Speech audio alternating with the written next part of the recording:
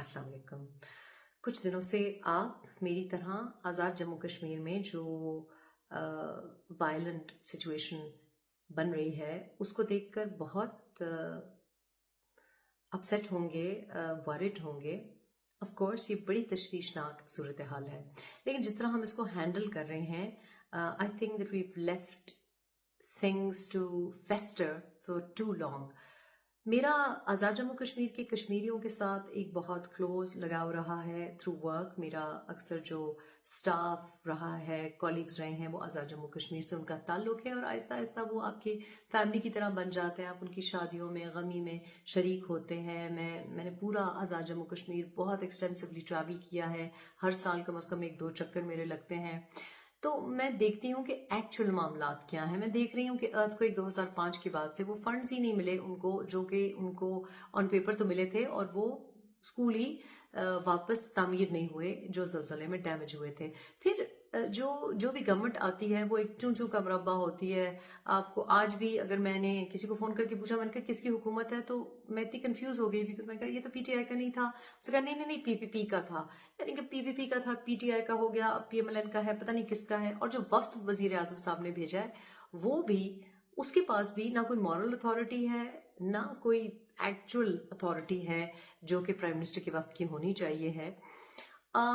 तो we are doing too little and we've not taken this seriously. Why is this important? Because मैं 1992 में जब UK move किया तो मेरे सबसे जो क्लोज फ्रेंड्स और फैमिली फ्रेंड्स बने वो श्रीनगर से आए हुए एजुकेटेड प्रोफेशनल्स कश्मीरीज थे, और वो उस वक्त भी डिसल्यूजन थे कि कश्मीरी कॉज को सिर्फ पॉलिटिक्स के लिए, एक्टिविज्म के लिए और तकारीर के लिए और ऐसे फ्री टिकट्स के लिए और फ्री कॉन्फ्रेंसेस के लिए इस्तेमाल किया जाता है, कुछ होता नहीं है। दे वर डिसल्यूजन्ड एट दैट टाइम। फिर जब मैंने ज़्यादा वक्त यूके में गुजारा तो मैंने देखा कि हमारी यूके की पार्लियामेंट कश्मीरी ओरिजिन, आज़ाद जम्मू कश्मीर से जो लोग जिनका ताल्लुक है मुजफ्फराबाद, मीरपुर, उनसे हमारी यूके पार्लियामेंट भरी हुई है। शायद इक्का दुक्का कोई हो जो कि मेन लैंड से हो, आई वुड से कि 99% वो लोग हैं जो कि कश्मीरी ओरिजिन है।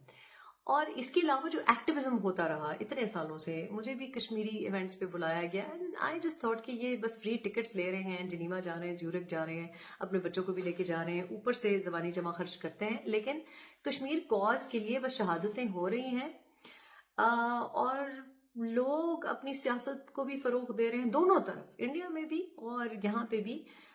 जो कि बात नहीं होती तो आप जनाब कश्मीर के लिए एहतजाज करेंगे, कश्मीर के लिए हम F9 पार्क भरेंगे, लेकिन होता कुछ नहीं है। We can draw a lot of comparisons between Kashmir and फलस्तीन, और ये दोनों जो इश्यूज हैं ये गोरा ही क्रिएट करके गया है। Palestine was mandated by the British, और अब वो कह रहे हैं कि oh my God, what's happening? Well, you created this mess. Kashmir also a bone of contention left by the British, and of course उसके बाद फिर अमेरिका भी कूद पड़ा है। जो हमने फलस्तीन में किया है, हर प्राइम मिनिस्टर जो जाता है, ना सिर्फ पाकिस्तानी प्राइम मिनिस्टर या किसी मुल्क का प्राइम मिनिस्टर जो कि अरब ओरिजिन हो, मुस्लिम हो, बड़ी जबरदस्त तकरीर यूएन में करता है, कश्मीर के बारे में बड़ी अच्छी बातें कर जाता है, फोटोज भी दिखा देते हैं, कभी कभी गलत फोटो भी दिखा लेते हैं, कश्मीर की जगह फलस्तीन का फोटो दिखा देते हैं।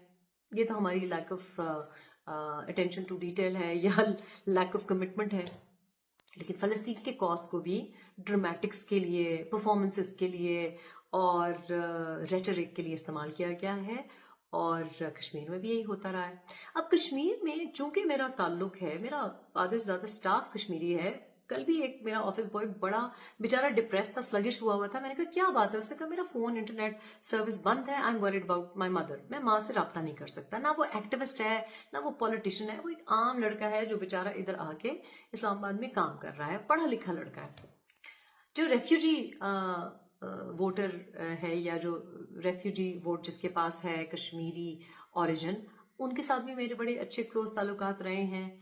मैं आपको बावसूख सराय से बता सकती हूँ, अपनी चश्मदीद गवाही दे सकती हूँ कि आजाद जम्मू कश्मीर में जो लोग हैं उनका मसला न पहले आटा था न बिजली था, और अभी आटा बिजली, यस ऑफ कोर्स आपने सुना होगा कि सबसे सस्ती उनको मिल रही है ना। उनका इशू ये है कि जी रेफ्यूजीज को वोट क्यों दिया जा रहा है। उनका मसला वही है जो कि किसी भी रिमोट पाकिस्तान के एरिया का हो सकता है कि जनाब सड़कें नहीं है, زلزلے کے بعد جو پیسے ملے وہ کہاں گئے؟ ابھی تک ہمارے جو سکولز ہیں ان کی مرمت نہیں ہوئی. ان کا یہ مسئلہ بھی ہو سکتا ہے کہ آپ ہمارے اوپر جو حکومت لاتے ہیں وہ حکومت نہیں ہوتی, چون چون کا مربع ہوتا ہے. Even I am very confused. آج میں نے کسی کانٹینٹ پروڈیوسر سے پوچھا کہ کون ہے آج کل, تو اس نے کہا جی وہ ہے. میں نے کہا یہ تو پی ٹی آئی کا نہیں تھا. اس کا نہیں وہ پی ٹی آئی کا تھا لیکن یہ ہو گیا. میں نے کہا اچھا نہیں سوری یہ پی پی پی کا تھا نا. اس کا ہاں یہ پی پی پی کا تھا لیکن پھر وہ پی ایم ایل این میں چلا گیا.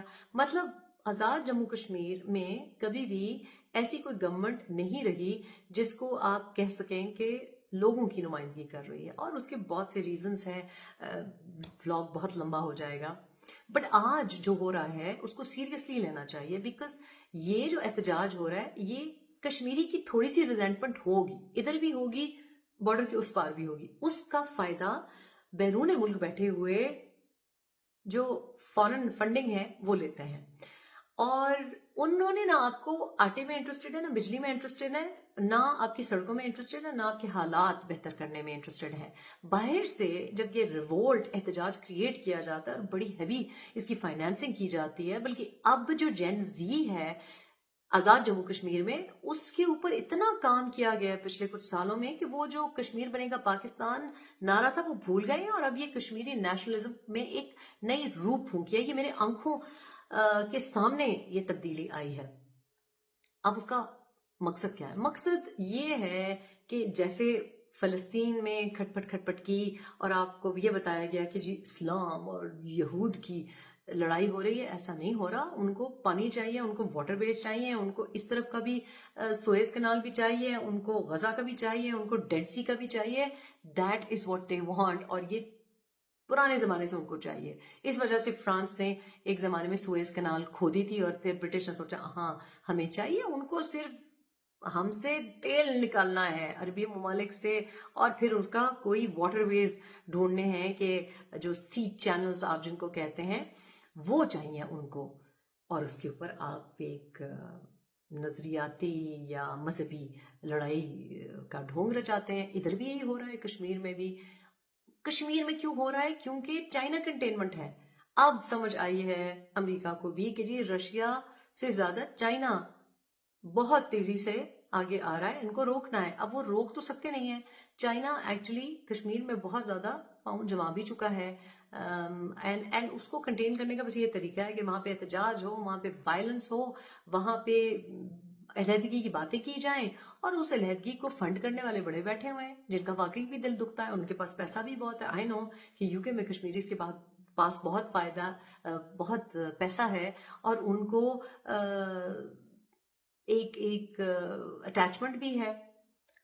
تو لوگوں کی ریزنٹمنٹ تھوڑی سی ہلکی پھلکی ہو, اس کو ہوا دینا, تیلی لگانا, ان کو بہکانا برگلانا بڑا آسان ہے, لیکن ان کو کچھ نہیں ملے گا.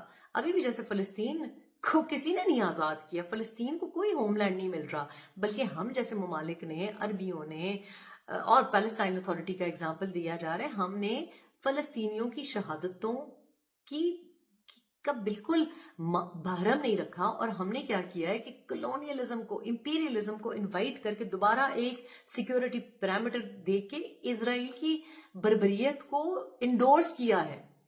ہم نے تو جو مثال قائم کی ہے کہ فلسطینیوں کا جو حق خود ارادیت تھا, سیلف ڈٹرمنیشن, اس کو پوچھا ہی نہیں, ان کو سٹیک ہولڈر ہی نہیں بنایا. کشمیر میں بھی اسی چیز کا فائدہ اٹھا کے, اس ریزنٹمنٹ کا فائدہ اٹھا کے کشمیری کاز کو, جو آج کشمیر کی نیشنلزم کی بات کر رہے ہیں وہ بھی کوئی سگے نہیں ہیں, اور جو اس کو دبانے کی کوشش کر رہے ہیں وہ بھی سکسیسفل نہیں ہوں گے.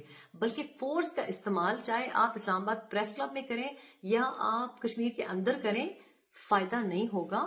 ہمیشہ چیزوں کا حل پولیٹیکل لیڈرشپ سے ہوتا ہے. پولیٹیکل لیڈرشپ وہ نہیں ہوتی جو کہ یہ چونچوں کا مربع آپ بنا کے بار بار پیش کرتے ہیں. پولیٹیکل لیڈرشپ آپ کے انہیں حلقوں میں سے ہوتی. آج اگر اونرشپ ہوتی تو کوئی بھی آ کے نیشنلزم اور سیپریٹسٹ کی بات کرتا تو اس کو منہ توڑ جواب کشمیری خود دیتا.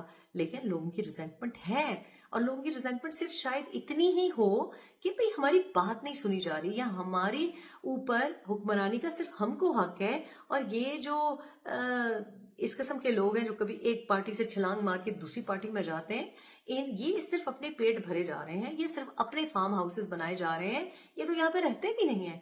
تو وہ جو جائز ان کا حق ہے اس کو فورس سے quash کرنا اور یہ نہ سمجھنا کہ مغربی قوتیں وہاں پہ کتنی سیریس ہیں.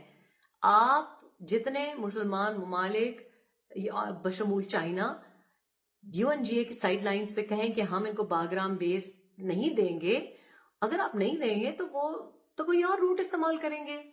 اینڈ یہ جو طریقہ واردات ہے یہ صدیوں سے چلی آئی ہے. یہ جو انریسٹ کریٹ کرنے کی جس کو ہم کلچر وارز کہتے ہیں, جس کو ہم انارکی کہتے ہیں, یہ بڑا آسان طریقہ ہے کہ خود آپ کے کوئی باڈی بیگز ہی نہ جائیں, خود آپ بوٹس آن دا گراؤنڈ ہی نہ ہوں, آپ کو کوئی US کانگریس کو جواب نہ دینے پڑے اور نہ آپ کے کوئی US ویٹرنز بنے, لیکن ادھر ہی لوگوں کو آپس میں لڑاؤ, پھوٹ ڈالو, انریسٹ کاز کرو. یہ ہر جگہ ہوا, یہ سیکنڈ ورلڈ وار میں ہوا, یہ کمبوڈیا میں ہوا, یہ ابھی حال ہی کچھ دن پہلے سنگاپور میں ہوا. تو یہ جو کوورٹ ایکٹیویٹی ہے جو کہ انریسٹ اور دھرنا احتجاج کی سیاست سے ہو سکتی ہے, وہ بہت فول پروف طریقہ ہے کہ کھٹ پٹ لگی رہے, لوگوں کا دھیان بھی بڑھ جائے.